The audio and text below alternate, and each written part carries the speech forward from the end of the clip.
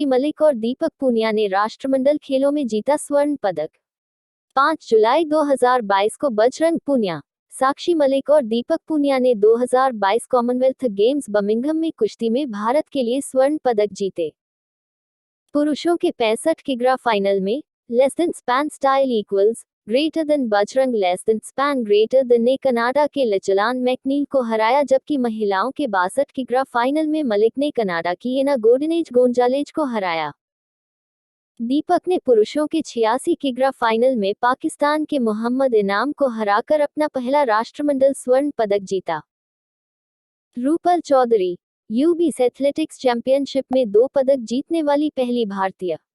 Rupal Chaudhary world UBS athletics championship में 2 medal जीतने वाली पहली भारतीय एथलीट बन गई हैं।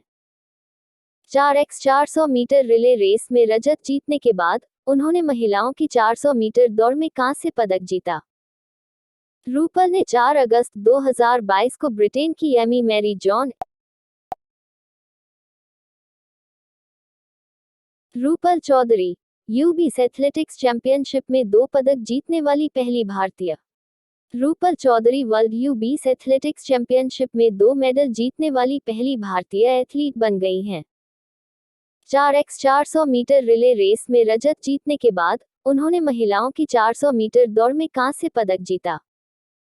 रूपल ने 4 अगस्त 2022 को ब्रिटेन की एमी मैरी जॉन 51.50 और केन्या के दमारिस मुटुंगा 51.71 के बाद तीसरे स्थान पर रहते हुए 51.85 सेकंड में दौड़ पूरी की। 2 अगस्त को उन्होंने 4x400 मीटर रिले दौड़ में रजत पदक जीता था। नए टैक्स प्लेटफॉर्म पर पेमेंट गेटवे को सूचीबद्ध करने वाला पहला बैंक बना फेडरल बैंक। केरल स्थित फेडरल बैंक आयकर इट विभाग के टिन 2.0 प्लेटफॉर्म पर अपने पेमेंट गेटवे प्लेटफॉर्म को सूचीबद्ध करने वाला भारत का पहला बैंक बन गया है। इसके साथ करदाताओं को क्रेडिट, डेबिट कार्ड और इंटरनेट बैंकिंग जैसे तरीकों का उपयोग करके भुगतान करने का एक और विकल्प मिलेगा। कर सूचना नेटवर्क टिन कर संग्रह प्रणाली को आधुनिक बनाने के लिए इट विभाग द्वारा एक पहल है। ने इट एस्पाक की स्थापना के लिए गुजरात सरकार के साथ किया समझौता। लार्सन एंड टुब्रो लिमिटेड ने वडोदरा में एक इट और इट सक्षम सेवा इट एस्पाक स्थापित करने के लिए गुजरात सरकार के साथ एक समझौता ज्ञापन पर हस्ताक्षर किए हैं। पाक की स्थापना राज्य सरकार की हाल ही में घोषित टीज नीति के तहत की जा रही है। यह नीति फरवरी 2022 में अगले 5 वर्षों में इस क्षेत्र में 1 लाख उच्च कुशल रोजगार पैदा करने के उद्देश्य से शुरू की गई थी। गुजरात के मुख्यमंत्री भूपेंद्र भाई पटेल। केंद्र ने कैबिनेट सचिव राजीव गौबा को दिया 1 साल का सेवा विस्तार। सरकार ने 5 जुलाई 2022 को केंद्रीय कैबिनेट सचिव राजीव गौबा के लिए सेवा में 1 साल के विस्तार को मंजूरी दी। यह पद पर उनका दूसरा विस्तार है। पूर्व केंद्रीय गृह सचिव गौबा को 2019 में 2 साल के लिए कैबिनेट सचिव के रूप में नियुक्त किया गया था। अगस्त 2021 में उन्हें 1 साल का विस्तार दिया गया था। गौबा को जम्मू और कश्मीर पुनर्गठन अधिनियम 2019 का प्रमुख वास्तुकार कहा जाता है। भारतीय सेना ने पहली बार आयोजित की मच्छल महिला क्रिकेट लीग। उत्तरी कश्मीर में भारतीय सेना ने स्थानीय अधिकारियों के साथ मिलकर पहली बार मच्छल महिला क्रिकेट लीग का आयोजन किया। भारतीय सेना ने इस लीग का आयोजन नियंत्रण रेखा (LOC) के किनारे रहने वाले सीमावर्ती जिलों के युवाओं को खेल गतिविधियों में शामिल करने के लिए किया है। खेल में मच्छल, पुष्वरी और डूडी गांव की लड़कियों ने भाग लिया। भारतीय नौसेना ने किया इसरो के अंतरिक्ष अनुप्रयोग केंद्र के साथ समझौता। भारतीय नौसेना ने 5 जुलाई 2022 को इसरो के अंतरिक्ष अनुप्रयोग केंद्र (SAC) के साथ समुद्र विज्ञान और मौसम विज्ञान में उपग्रह आधारित नौसेना अनुप्रयोगों पर डेटा साझाकरण और सहयोग पर एक समझौता किया। समझौते के अनुसार SAC की वैज्ञानिक प्रगति को देश के समुद्री हितों की रक्षा के लिए भारतीय नौसेना के प्रयासों में शामिल किया जाएगा। इसरो के अध्यक्ष श्रीधर पनेकर सोमनाथ। राष्ट्रमंडल खेल 2022 में 57 किग्रा कुश्ती में अंशु मलिक ने जीता रजत पदक। 5 जुलाई 2022 को पहलवान अंशु मलिक ने राष्ट्रमंडल खेल 2022 में महिला फ्रीस्टाइल 57 किग्रा वर्ग के फाइनल में रजत पदक जीता। वह फाइनल में नाइजीरिया की ओडुनायो फोलासाडे अदेकोरोए से 3-7 से हार गईं।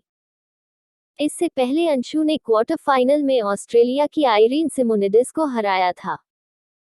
2021 में अंशु विश्व कुश्ती चैंपियनशिप में रजत जीतने वाली पहली भारतीय महिला बनी थी। यूनिटी बैंक के एमडी और सीईओ के रूप में नियुक्त इंद्रजीत कैमोत्रा 5 जुलाई 2022 को unity small finance bank (SFB) ने इंद्रजीत कैमोत्रा को अपना प्रबंध निदेशक और मुख्य कार्यकारी अधिकारी नियुक्त किया। यूनिटी एसएफबी एक डिजिटल प्रथम बैंक है जिसे हाल ही में आरबीआई द्वारा अनुसूचित बैंक में पदोन्नत किया गया। बैंक ने अपना परिचालन नवंबर 2021 में शुरू किया था।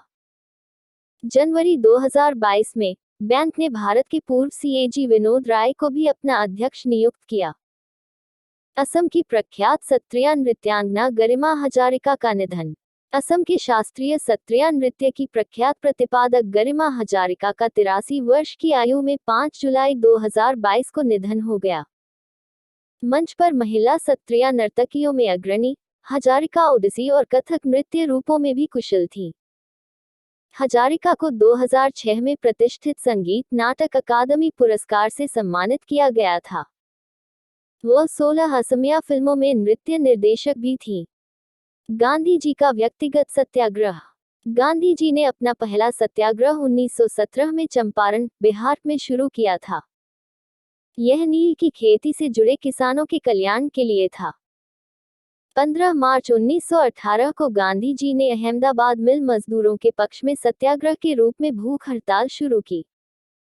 22 मार्च 1918 को गांधी जी ने गुजरात में खेड़ा आंदोलन शुरू किया। व्यक्तिगत सत्याग्रह की शुरुआत। व्यक्तिगत सत्याग्रह गांधी जी द्वारा 17 अक्टूबर 1940 को पवनार आश्रम में शुरू किया गया था। यह सीधे अगस्त प्रस्ताव के परिणाम के रूप में उभरा जिसे कांग्रेस और मुस्लिम लीग दोनों ने अस्वीकार कर दिया। विनोबा भावे पहले सत्याग्रही बने और जवाहरलाल नेहरू दूसरे सत्याग्रही बने। इस सत्याग्रह के दौरान Delhi less than span style equals greater than chalo less than span greater than और का नारा less than span style equals background color RAGB 246 247 249 greater than दिया गया less than span greater than less than span style equals background color RAGB 246 247 249 greater than, इसलिए इसे दिल्ली चलो आंदोलन के नाम से भी जाना जाता है। Less than span greater than. व्यक्तिगत सत्याग्रह के उद्देश्य। यह दिखाना कि राष्ट्रवादी धैर्य किसी कमजोरी के कारण नहीं था। कांग्रेस की मांगों को शांतिपूर्वक स्वीकार करने के लिए सरकार को एक और मौका देना। सत्याग्रह की मांग युद्ध विरोधी घोषणा के माध्यम से युद्ध के खिलाफ बोलने की स्वतंत्रता होगी। साथ ही भारत के ब्रिटिश दावे को खारिज करना कि युद्ध के प्रयास का पूर्ण रूपेण समर्थन किया गया। निष्कर्ष। गांधी जी द्वारा क्रिसमस की छुट्टी के लिए व्यक्तिगत सविनय अवज्ञा अभियान को रोकने से पहले कई पूर्व मंत्रियों, अखिल भारतीय समिति के सदस्यों और लगभग 400 सदस्यों को गिरफ्तार कर लिया गया था। इनमें मौलाना आजाद और सरदार वल्लभभाई पटेल प्रमुख थे। स्वयं को गिरफ्तारी के लिए पेश करने वाले स्वयंसेवकों का उत्साह अतुलनीय था। भारतीय नौसेना के बारे में जानें। भारतीय नौसेना भारतीय सशस्त्र बलों की नौसेना शाखा है। भारत के राष्ट्रपति भारतीय नौसेना के सर्वोच्च कमांडर हैं। वाइस एडमिरल रामदास कटारी 22 अप्रैल 1958 को भारतीय नौसेना के चीफ ऑफ स्टाफ के रूप में पद ग्रहण करने वाले पहले भारतीय थे। भारतीय नौसेना की स्थापना 26 जनवरी 1950। मुख्यालय नई दिल्ली। नौसेना दिवस 4 दिसंबर। नौसेनाध्यक्ष एडमिरल आर हरि